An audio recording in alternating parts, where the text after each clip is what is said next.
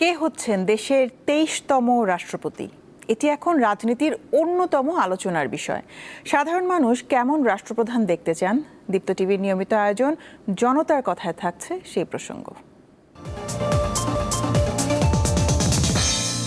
গতকাল শুক্রবার রাষ্ট্রপতির পদ থেকে পদত্যাগ করেছেন শাহাবুদ্দিন চুপ্পু। তারপর থেকে সকল জল্পনা কল্পনা এই রাষ্ট্রপতির পদকে ঘিরে। আগামী রাষ্ট্রপতি কে হচ্ছেন আর সাধারণ মানুষ কেমন রাষ্ট্রপতি চান? সবার জন্য কাজ করবে, জনগণ ওনাকে ভালোবাসবে, সেরকম একজন লোক চাচ্ছি। ভালো হওয়া উচিত। বাংলাদেশে যে মনে করেন আপনি হলো সুন্দরভাবে দেখে রাখবে, জনগণের জন্য কাজ করব, এরকম লোকই দরকার।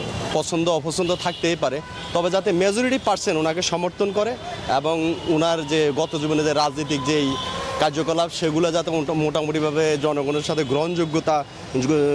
কাছে গ্রহণযোগ্যতা আছে এমন ব্যক্তিকে রাষ্ট্রপতি হিসাবে নির্বাচন করা উচিত। জনগণের সুযোগ সুবিধা এবং মানুষ কি চায় সে অনুযায়ী দেশ পরিচালনা করবে, এরকম রাষ্ট্রপতি আমাদের বাংলাদেশের প্রত্যেকটি মানুষ কাম্য করি আমরা।